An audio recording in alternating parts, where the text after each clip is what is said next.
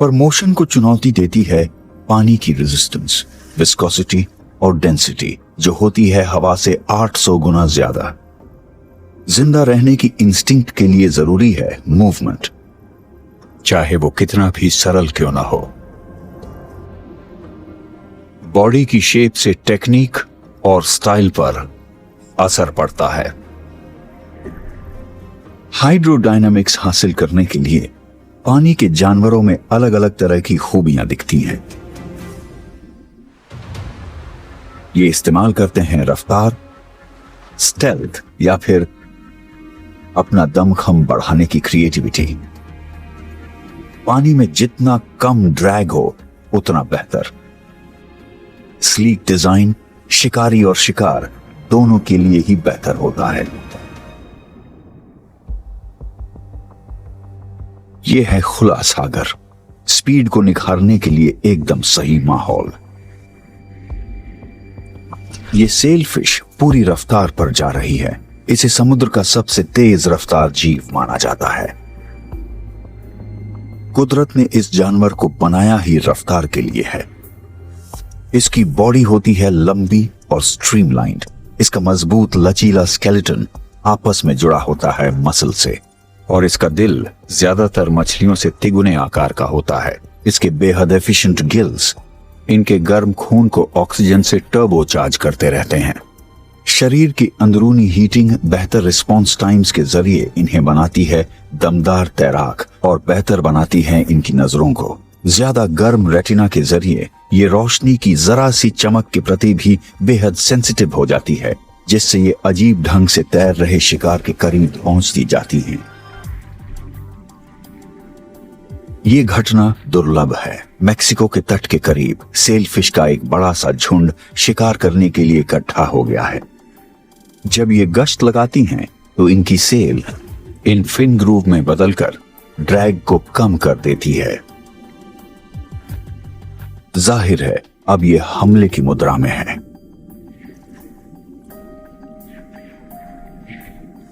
भूख लगने पर सेलफिश एक साथ अपने बड़े डोर्सल फिन्स और लंबे पेक्टोरल फिन्स का इस्तेमाल करने लगती है। इन्हें फैलाने से इनकी मैन्यूवरेबिलिटी और स्टेबिलिटी बेहतर हो जाती है। अपने सेल को तेजी से झटक कर ये पलक झपकते ही मुड़ जाती है। सेल को ये बड़े जोरों से किसी ब्रेक की तरह पानी पर इस्तेमाल करती हैं।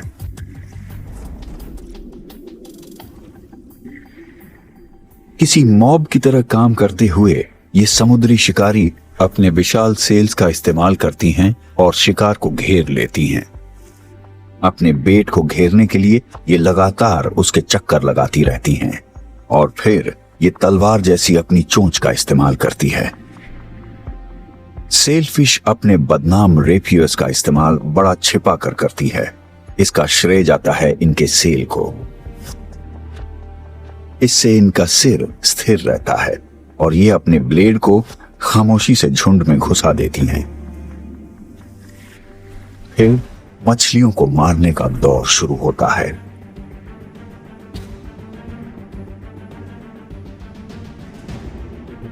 बेट फिश को मूवमेंट से डर लगता है, इसलिए बड़े ब्लोज के लिए सिर के हल्के झटकों का इस्तेमाल किया जाता है। सेलफिश का स्कल किसी तलवार के हिल्ट जैसा होता है। सिर का छोटा सा मूवमेंट भी छोर तक पहुंचते हुए कई गुना बढ़ जाता है, जो किसी पेंडुलम की तरह हिलता रहता है, और इससे पैदा होते हैं स्लैशेस। चोंच का छोर 1 सेकंड में 6 मीटर एरिया कवर कर सकता है, और ये रफ्तार इनके शिकार की रफ्तार से तेज होती है। इनकी चोंच की सतह पर छोटे छोटे दांतेदार किनारे होते हैं, और इनका वार हर बार जानलेवा साबित होता है। ऐसा हर दमदार वार स्केल्स में से होता हुआ मांस में धंस जाता है, एक बार में 1000 बार। घायल मछली झुंड में से नीचे गिरने लगती हैं, जो आसानी से खुराक बन जाती है। इनके चक्कर काटते रहने से परिंदों का ध्यान भी इनकी तरफ जाता है और उनकी भी दावत हो जाती है। समुद्री पक्षी भी पानी में गोता लगाते हुए शिकार को हथियाने लगते हैं, पर ज्यादातर मछलियां सेलफिश के हाथ ही लगती हैं। ये बड़ी महारत से ये काम करती हैं और इस दौरान कई एलिमेंट्स का एक साथ इस्तेमाल किया जाता है।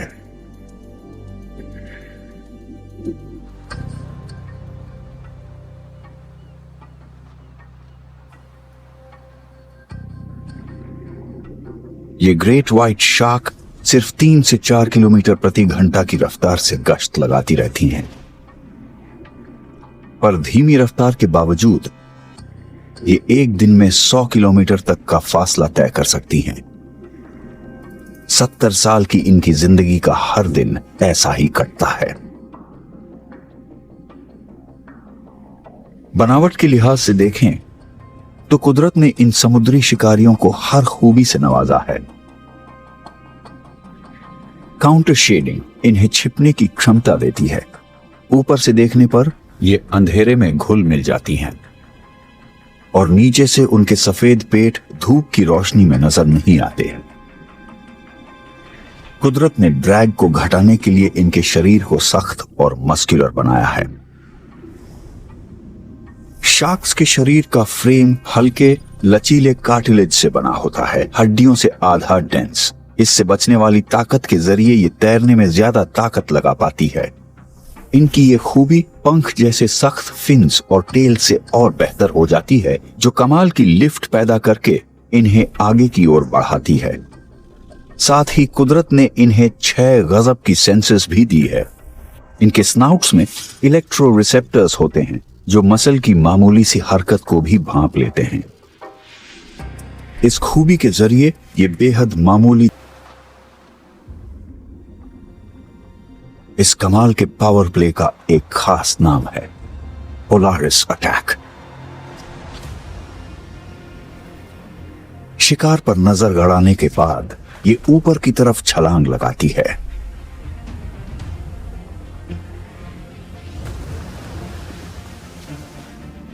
ये अपनी पूंछ को जोरदार ढंग से इस्तेमाल करके पानी से हवा में आ जाती हैं और सतह से 3 मीटर ऊपर तक पहुंच जाती हैं। साउथ अफ्रीका के तट के करीब रिसर्चर्स ने पाया है कि ग्रेट व्हाइट्स यहां की टोपोग्राफी का इस्तेमाल अपने फायदे के लिए करती हैं। अंधेरे से उजाले की तरफ आते हुए इनकी रणनीति किसी फाइटर पायलट जैसी होती है और इस समय इनका कोण होता है करीब 45 डिग्री। लॉन्च से हमले तक में सिर्फ 2 से 3 सेकंड लगते हैं, यानी शिकार बचकर भाग ही नहीं सकता।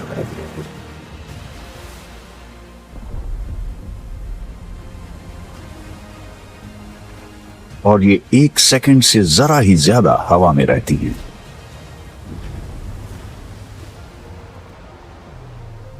ये एक्शन है तो शानदार, पर है खर्चीला।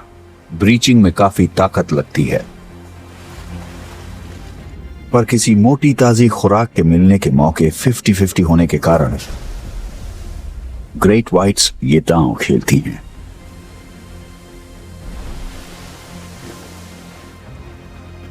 नाकाम ब्रीचेस के बाद सतह पर हमला किया जाता है।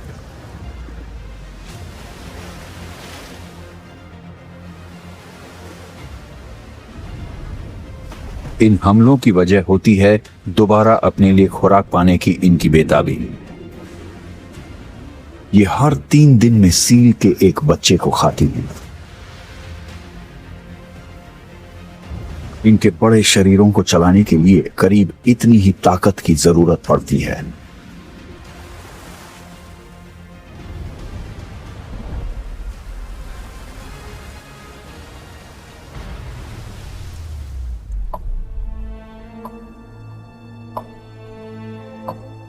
उथले पानी में रफ्तार और ताकत की जगह लेती हैं कुछ ज्यादा चतुराई भरी रणनीतियां। यहां एक शिकारी एक बिल्कुल अलग तरीके से रफ्तार का इस्तेमाल करता है। ये इतनी तेजी से हरकत करता है कि मछलियां जैसे गायब हो जाती हैं। इस हैरत अंगेज कारनामे में एक जीव को महारत हासिल है। ये अजीबोगरीब सी दिखने वाली स्टोन फिश अपनी असली महारत को छिपाए रखती हैं। ये महारतें हैं कैमोफ्लाज, खुद को छिपाना और हमले की रफ्तार। सिर्फ 15 मिलीसेकंड में ये शिकार का काम तमाम कर देती है। उसके बाद अगले हमले तक बचता है सिर्फ रेत का एक बादल।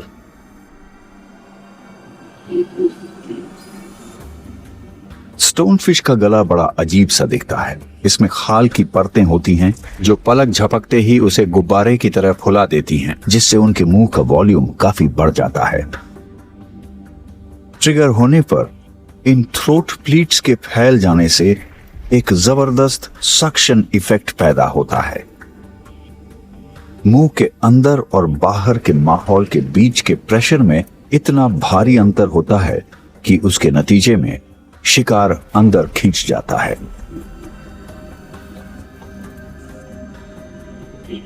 ये शिकारी रीफ और आसपास के मलबे के हिसाब से ढल जाते हैं और सामने होने पर भी नजर नहीं आते। घात लगाकर शिकार करने वाले ये जीव इंतजार करते रहते हैं और शिकार के बहुत करीब आने पर ही हमला करते हैं।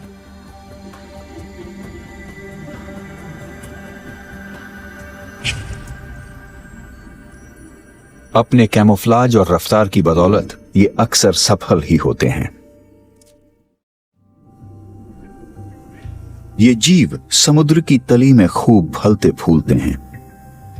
इनकी दाढ़ी जैसी लटकी खाल, मनके जैसी आंखें और रेत जैसा रंग इन्हें वाकई में एक शानदार जीव बनाता है। लेकिन ये शार्क बहुत शांत और खुद को छिपाने में माहिर जीव है और इसके नियम कुछ अलग होते हैं। ये न पीछा करती है न खून खराबा करती है, बल्कि ये अक्लमंदी से काम लेती है। कार्पेट शार्क्स को वॉबिगोंग्स भी कहा जाता है और ये धोखा देकर शिकार करने वाले जीव हैं। ये शातिर जीव अपनी खुराक को लुभाकर अपने करीब लाते हैं और ये आकर्षण होते हैं हिलते डुलते रहने वाले टेंड्रिल्स।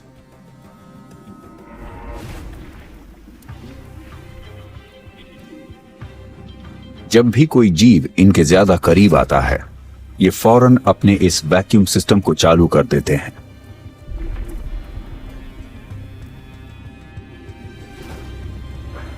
इनके दांतों से बच निकलना मुमकिन ही नहीं है। वॉबिगोंग के चौड़े और ताकतवर जबड़े एक दमदार बैकड्राफ्ट पैदा करते हुए अपनी खुराक को अपनी तरफ खींच लेते हैं। अतिरिक्त पानी बहुत जल्दी गिल्स के जरिए बाहर निकल जाता है, जिससे इनकी खींचने की ताकत और बढ़ जाती है। ज्यादा बड़े आकार के शिकार को मुंह में लेने के लिए ये अपने जबड़ों को डिसलोकेट भी कर सकती हैं। वॉबिगोंग्स तो किसी उत्सुक मछली को अपनी तरफ खींचने के लिए किसी अलग तरकीब का इस्तेमाल करने से भी नहीं हिचकती। ये अपनी पूंछ को यूं हिलाती है और बस हो जाता है शिकार का काम तमाम।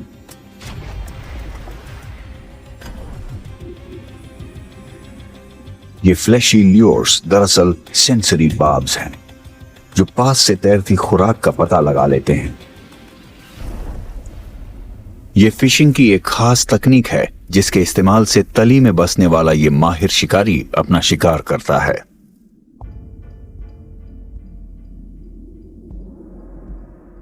घात लगाने वाले हर शिकारी का अंदाज अलग है। ये इस्तेमाल करता है अनोखी तकनीकें और खास खूबियां जिनसे खुराक मिलेगी ही। अगर शिकार पर हमले की रफ्तार 10 मीटर प्रति सेकंड हो तो बचने की गुंजाइश कहां होगी। अपनी रेतीली मांद से बड़ी तेजी से भालेनुमा हथियार से हमला कर रहा है मैंटिस श्रिम्प। इनकी आंखें एक हिलने वाले अंग पर टिकी होती है जो इन्हें 3D में देखने की खूबी देती है। यह है प्राणी जगत में सबसे पेचीदा आंखें जो आम रोशनी, अल्ट्रावायलेट और पोलराइज्ड लाइट को देख लेती हैं। ये इस इंफॉर्मेशन को कैसे इस्तेमाल करते हैं, ये एक राज ही है, पर इस भूखे मांसाहारी के लिए इनकी अहमियत बहुत ज्यादा है।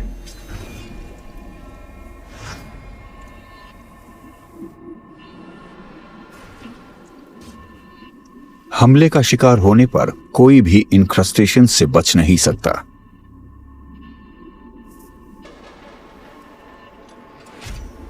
इनके रेक्टोरियल अपेंडेजेस पर लगे हुक ये बात पक्की करते हैं। बार्ब्ड टिप वाले इनके खतरनाक स्पाइक्स के कारण इनकी पकड़ और मजबूत हो जाती है।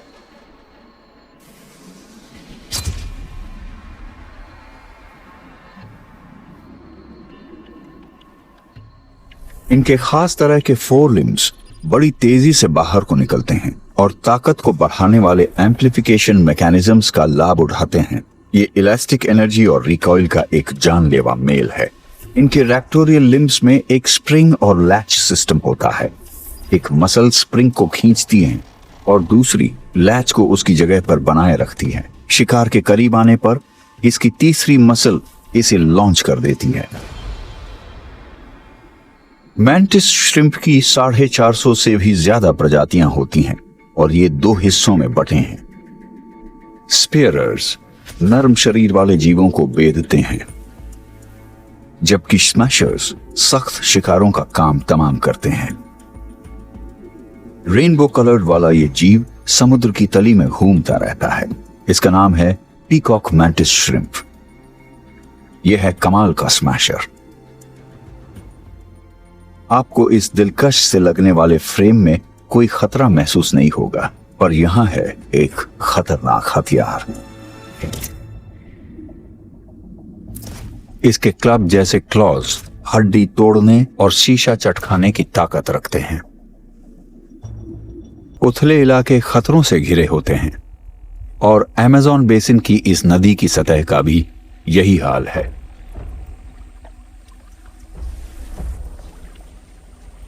संकल्प शक्ति और भूख जन्म देती है हैरत अंगेज कारनामों को।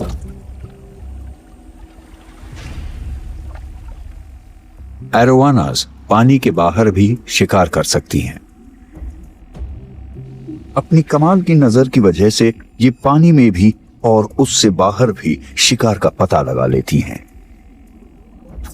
हमले के लिए तैयार हड्डी जैसी सख्त जीभ वाली ये मछलियां अपनी ताकतवर पूंछ को जोरों से हिलाती हैं। इससे इनके शरीर के आसपास लहरें बनने लगती हैं। इससे ये पानी के रेजिस्टेंस पर जीत हासिल करके 2 मीटर तक उछल जाती हैं। एरोवानास को ये ग्रेविटी को मात देने वाला एक कमाल का कारनामा है।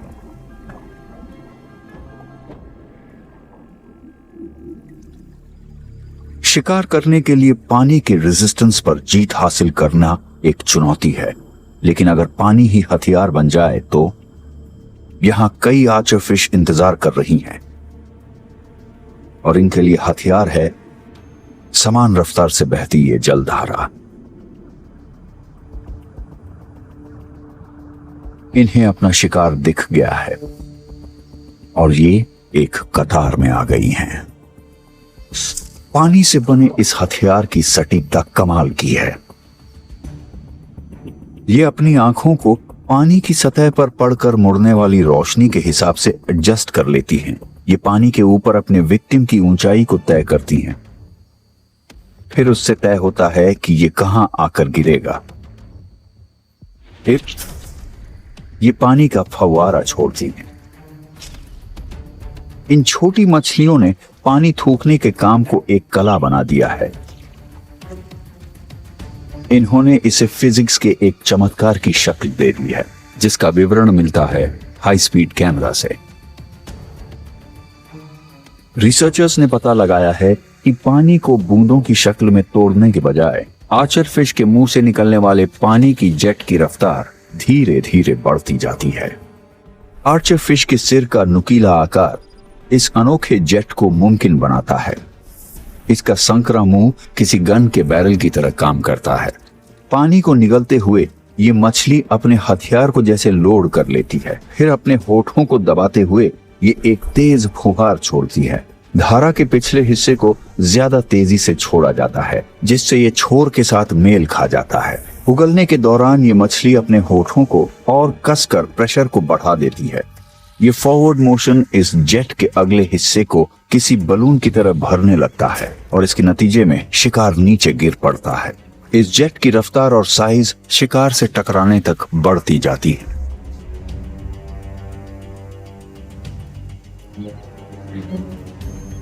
पानी को उगलने वाले ये कातिल इसे एक हथियार बनाकर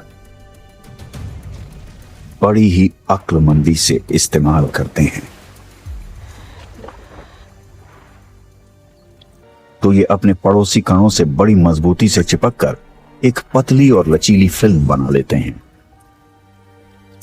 जब ये जीव सतह पर चलते हैं तो एक गड्ढा बन जाता है, जिससे इन्हें आगे बढ़ने के लिए सहारा मिल जाता है और ये आगे बढ़ जाते हैं। आगे बढ़ते वक्त मकड़ी अपनी पिछली टांगों को स्टैटिक रखती हैं, जिससे ये किसी हाइड्रोफॉइल की तरह काम करती है। इससे मकड़ी को लिफ्ट मिलती है, ड्रैग घटता है। ये एक बड़ा ही नाजुक संतुलन होता है, जिसे ये अपनी लंबी और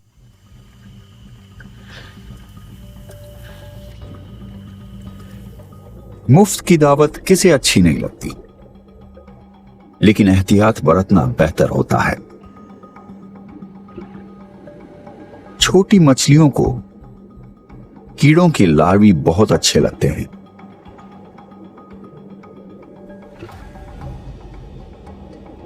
कामयाबी से सुरक्षा को लेकर गलतफहमी हो सकती है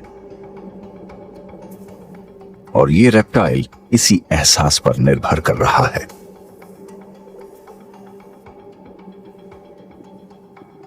एक स्नैपिंग टर्टल अपना मुंह खोलकर बैठ गया है। इसने अपना बेट लगा दिया है।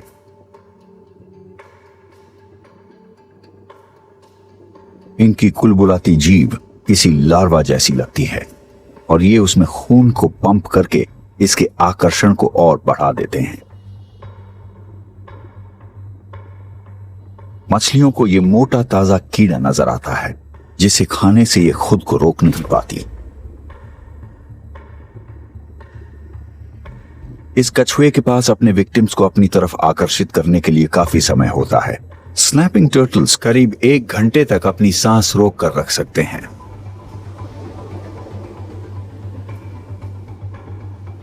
इनके ताकतवर जबड़े बड़ी रफ्तार के साथ शिकार को जकड़ लेते हैं और इनकी इस जकड़ को और दमदार बनाता है इनका बड़ा और मसल वाला सिर।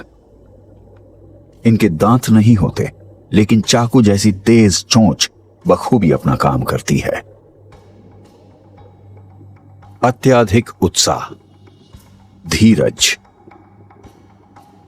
एक कमाल के बेट ट्रैप, सख्त आर्मर और बेहद तेज रफ्तार के साथ इन प्री हिस्टोरिक जीवों को किसी से डर भी नहीं लगता।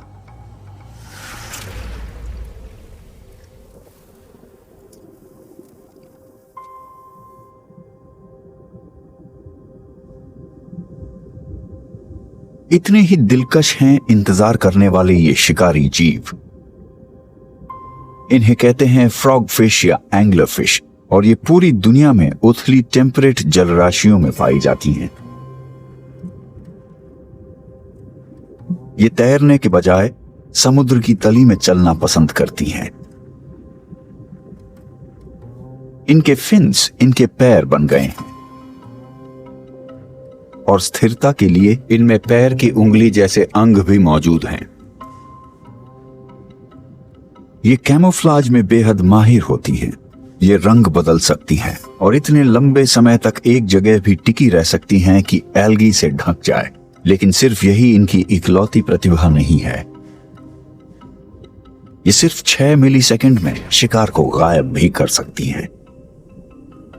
शिकार को निगलते वक्त ये अपने मुंह को आम आकार से 12 गुना तक ज्यादा खोल सकती हैं और ये सब होता है इंसान के पलक झपकने के करीब 16 गुना ज्यादा रफ्तार पर। इनकी डोर्सल फिन की आगे वाली स्पाइन एक रॉड में बदल गई है जो किसी फिशिंग टैकल की तरह काम करती है, और इसके छोर पर एक फ्लैशी ल्योर मौजूद होता है जिसे कहते हैं एस्का। इनकी हर प्रजाति के पास एक अनोखा बेट होता है जिसे हिलाते हुए ये इंतजार करती रहती है।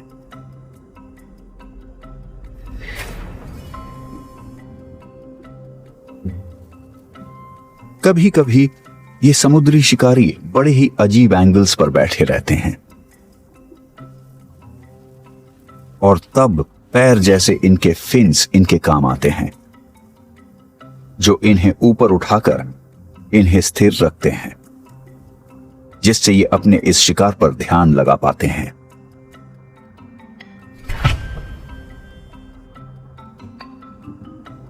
इनके सामने अपने बेट के गुम हो जाने का कोई खतरा नहीं होता क्योंकि शिकार इनकी पकड़ में आ ही जाता है।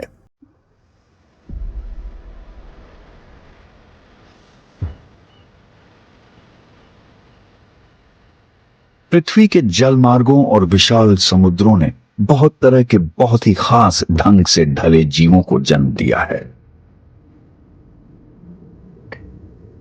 इनकी बनावट और इनमें आए बदलाव इतने अनोखे हैं कि ये किसी और ही ग्रह के जीव मालूम होते हैं।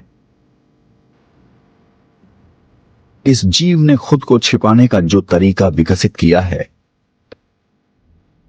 उससे कोई इसे कोरल समझ सकता है, और खुद को छिपाने में माहिर इस जीव के लिए ये एक बहुत बड़ी खूबी है। ये है ब्रॉड क्लब कटलफिश। ये अपने रंग और अपनी खाल के टेक्सचर को बदल सकती हैं और इन सेफेलोपॉड्स के लिए जिंदगी धोखाधड़ी की एक कहानी जैसी है। इनके शरीर पर क्रोमेटोफोर्स कहलाने वाले लचीले पिगमेंट सैक्स होते हैं जिनके जरिए ये पलक झपकते ही अपनी शक्ल सूरत बदल सकती है। इन्हें बदल सकने वाली ये खूबी इन्हें शिकारियों से दूर रखती हैं और शिकार से छिपाए भी रखती है। लेकिन इनमें कुछ और भी अनोखी खूबियां हैं। क्रूज मोड में ये अपने फिन्स को अपने शरीर की साइड में हिलाती रहती हैं और आगे बढ़ती रहती हैं। लेकिन अगर कोई खतरा पेश आए तो इनके शरीर में एक जेट पैक होता है जिसके जरिए ये तेजी से पानी छोड़कर झटपट 9-2-11 हो सकती हैं। इनकी हमला करने की रफ्तार प्रभावशाली है और बड़ी हैरान करने वाली भी। इनकी ये खूबी आपको साइंस फिक्शन हॉरर फिल्म जैसी लगेगी।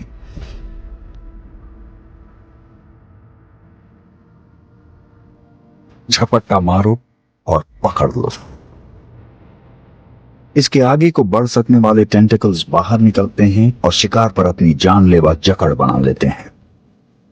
धीमी रफ्तार पर देखने से इसमें कैमिलियन जैसी एक और खूबी नजर आती है। ब्रॉड क्लब कटलफिश को नाम मिला है अपने फीडिंग टेंटिकल्स के छोर पर मौजूद सकर वाले चौड़े पैड्स की बदौलत। हर क्लब में सकर्स की 8 कतारें होती हैं और बीच में ये सबसे बड़े होते हैं। जब ये फीडिंग टेंटिकल्स इस्तेमाल नहीं हो रहे होते तो ये इन्हें अपनी आंखों के नीचे पाउचेस के अंदर रखती हैं, लेकिन ये पलक झपकते ही बाहर भी आ सकते हैं। इनके एपेंडेजेस में एक और टूल छिपा रहता है, चाकू जैसी तेज चोंच जो लकवा मार देने वाले एक जहर को इंजेक्ट कर सकती है। अपनी चोंच और चिपचिपे क्लब की बदौलत ये कटलफिश 2 तरफा हमले कर सकती हैं। जैसे ही इसके पैड्स शिकार पर हमला करते हैं वो तुरंत उसे इसके 8 बाजुओं की तरफ खींच लेते हैं। इनकी चोंच में मौजूद जहर शिकार की जान ले लेता है।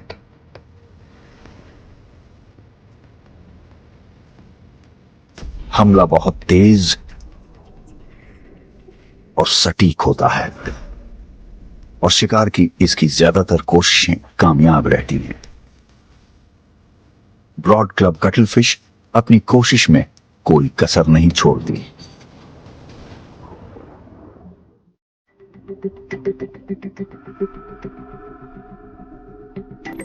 इंडो पैसिफिक की ट्रॉपिकल समुद्री जलराशियों में एक स्लिंग जॉ रैस कोरल में गश्त लगा रही है। इसकी शिकार बेफिक्री से इसके आसपास तैरते के सिस्टम का बायोलॉजिकल स्वरूप कहा जा सकता है। किसी सीजर लिफ्ट की तरह रैस के जबड़े बड़ी तेजी से इसके जोड़ों के सहारे बाहर निकल आते हैं और इसका मुंह बन जाता है किसी ट्यूब जैसा और इसके सक्शन से शिकार सीधा इसके मुंह में पहुंच जाता है। इसके कमाल के जबड़ों की लंबाई रैस के शरीर की कुल लंबाई के आधे से ज्यादा होती है। ये इस कमाल के कारनामे को इसलिए अंजाम दे पाती हैं क्योंकि इनका निचला जबड़ा इनके स्कल के साथ कसकर जुड़ा नहीं होता और ये इनके हैबिटेट के हिसाब से एक कमाल का बदलाव है। और जब ये इसका इस्तेमाल करती है तो आसपास मौजूद कोई भी शिकार बच नहीं सकता। के अगले पंजे इसे थ्रस्ट मुहैया कराते हैं। गोता लगाता कोई प्लेटिपस एक स्ट्रीमलाइंड पोजीशन अपना लेता है। यह अपने पिछले पंजों को अंदर समेटकर बीवर जैसी चौड़ी पूंछ को रडर की तरह इस्तेमाल करता है। पानी में उतरने के बाद इनकी आंखें, कान और नथुने बंद हो जाते हैं, पर ये फिर भी रास्ता ढूंढ सकते हैं। कुदरत ने प्लेटिपस को एक सुपर हलचलों और इलेक्ट्रिक सिग्नल्स का पता लगाने में मदद करते हैं जो इनका शिकार छोड़ता है। आसपास के माहौल में प्रेशर और मूवमेंट में बदलाव को इनके खास रिसेप्टर्स, मैकेनो रिसेप्टर्स भांप लेते हैं, जबकि इलेक्ट्रो रिसेप्टर्स इलेक्ट्रिकल एक्टिविटी का पता लगाते हैं। ये तब होती है जब इनका शिकार अपने मसल्स सिकोड़ता है और अपने सर को इधर से उधर हिलाकर ये जो जानकारी हासिल करते हैं उससे अपने शिकार की सही लोकेशन भी जान जाते हैं। गाद यानी सिल्ट में छिपे होने के बावजूद फ्रेश वाटर श्रिम्प और कीड़े किसी प्लेटिपस की थूथन से बच नहीं पाते। इसका रेडार सिस्टम कभी नाकाम नहीं होता। प्लेटिपस में कई अनोखी खूबियां होती हैं, तो इसे कुदरत का हैरतअंगेज करिश्मा कहा जा सकता है।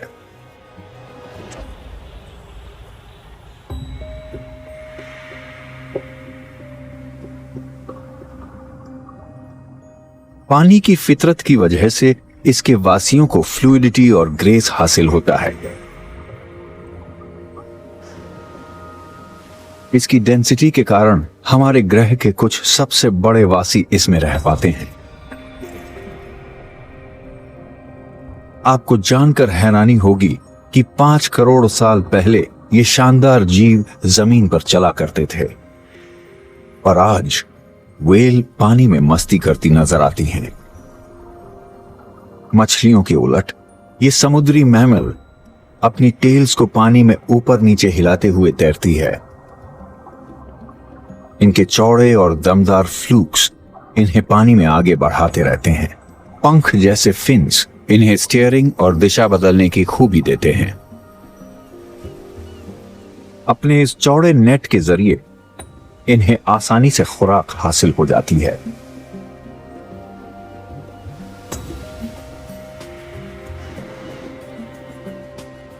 पर इनके छोटे रिश्तेदारों को ज्यादा मेहनत से और ज्यादा स्मार्ट तरीके से काम करना होता है।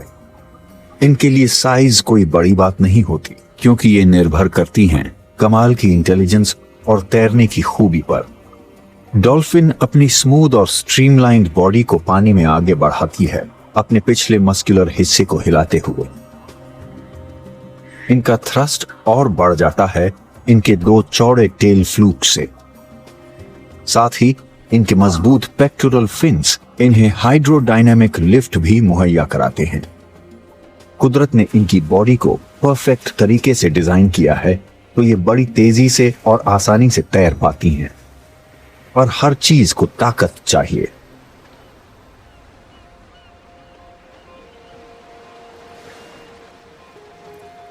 किनारे के करीब होने पर एक हॉरिजॉन्टल टेल फायदेमंद होती है।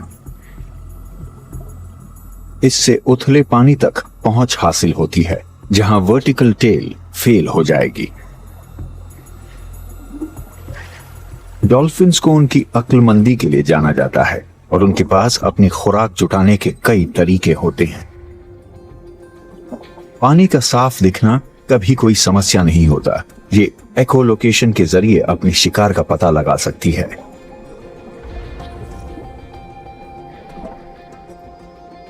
डॉल्फिन्स पानी में हाई फ्रीक्वेंसी पल्सेस या क्लिक्स भेजती है। ये साउंड वेव्स पानी में बड़ी तेजी से सफर करती है। किसी चीज से टकराकर एकोज वापस लौटती हैं। फिर डॉल्फिन का निचला जबड़ा सिग्नल्स को रिसीव करता है। फिर ये साउंड वेव्स कानों से होकर दिमाग तक पहुंचती है, जिससे वहां उनकी एक इमेज बनती है। बायोसोनार को कोई हरा नहीं सकता। एकोलोकेशन एक ऐसा औजार है जिस पर ये दिलकश शिकारी बखूबी निर्भर कर सकते हैं। और दूसरी खूबी है इनकी कमाल की क्रिएटिविटी।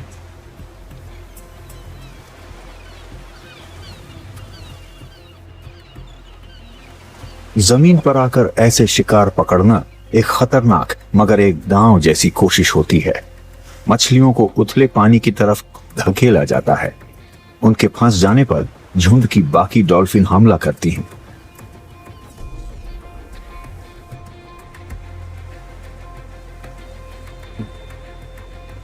जमीन पर फंस जाने के जोखिम से बड़ा होता है उसका इनाम। पानी, मथता हुआ कीचड़ और किनारे का एंगल उन्हें सुरक्षित नदी में पहुंचा देता है। नदी में पहुंचकर ये फिर से अगले हमले की तैयारी करती हैं। इनकी दमदार टेल और फिन्स इन्हें आगे की तरफ धकेलते हैं। इस फोर्स से एक लहर बनती है जो इन्हें किनारे की तरफ पुश करती है। मछलियां उछलती और तितर बितर हो जाती हैं।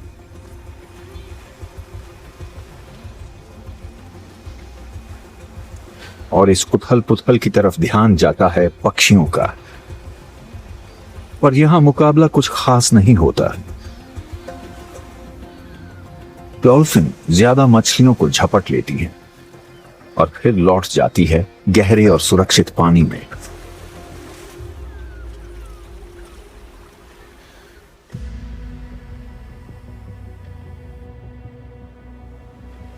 डॉल्फिन फैमिली की सबसे बड़ी प्रजाति होती है ऑर्का या किलर व्हेल, और समुद्र पर चलता है इसका राज। इसका वजन करीब 6 टन और लंबाई 8 मीटर तक होती है। इनकी रफ्तार 50 किलोमीटर प्रति घंटा तक हो सकती है। इनकी स्लीक और स्ट्रीमलाइंड बॉडी पर काले और सफेद निशान होते हैं। शरीर पर मौजूद ब्लबर की परत से इसे मिलती है किसी फ्यूजी फॉर्म जैसी शेप, जिससे पानी में कम ड्रैग पैदा होता है। ये बहुत सोशल जीव होते हैं और कुछ तो 4 पीढ़ियों तक वाले मेट्रियाकल पॉड्स में रहते हैं। चरम शिकारी के तौर पर इनके शिकार की तकनीक बहुत ही कमाल की होती है। अर्जेंटीना में मौजूद पुंटा नॉर्टे पेनिनसुला इनकी शिकार की एक पसंदीदा जगह है। मार्च और अप्रैल में सी लायन के बच्चे पथरीले चैनल्स में तैरना सीखते हैं। डॉल्फिन की स्ट्रैंड फीडिंग की ही तरह बीच हंटिंग को इंस्टिंक्टिव बिहेवियर नहीं कहा जा सकता। ये एक जोखिम भरी तकनीक है। इसमें ये बीच पर फंस सकती है और तब इनकी धीमी मौत हो सकती है। इसके लिए बरसों का अभ्यास चाहिए। कम उम्र ऑर्कस ये सब सीखने के लिए अपनी मांओं के साथ साथ रहती हैं। सबसे कम उम्र सील पप्स पानी के किनारे मौजूद रेत पर खेलते रहते हैं और इन्हें पास ही मंडराते खतरे का अंदाजा नहीं होता, और तभी किसी टॉर्पीडो जैसी सटीकता से ऑर्का हमला करती है। इनके दमदार डोर्सल फिन पानी में इन्हें स्टेबिलिटी मुहैया कराते हैं। इनके धड़ के पिछले हिस्से में मौजूद पेडंकल मसल इन्हें ताकत देते हैं। सील के बच्चे छितर कर इस बार बच जाते हैं। और फिर इकट्ठा हो जाता है और इन्हें इस बार मौका मिल जाता है। एक लहर इन्हें ज्यादा स्पीड और प्रोपल्शन मुहैया कराती है। इंटरलॉकिंग टीथ सील को एक मजबूत जकड़ में ले लेते हैं और इसके निष्क्रिय होने तक इसे झंझोड़ते रहते हैं। ओरका किनारे के साथ साथ अपने विशाल शरीर को हिलाती डुलाती रहती है और फिर लहरों के जरिए ये गहरे पानी में चली जाती है। तीखे ढाल वाला किनारा ओरका की मदद करता है।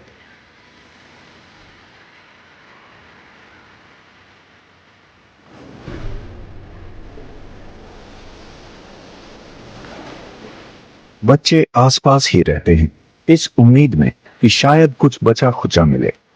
शायद अगले साल ये इतने माहिर और ताकतवर हो जाए कि खुद शिकार को पकड़ सकें।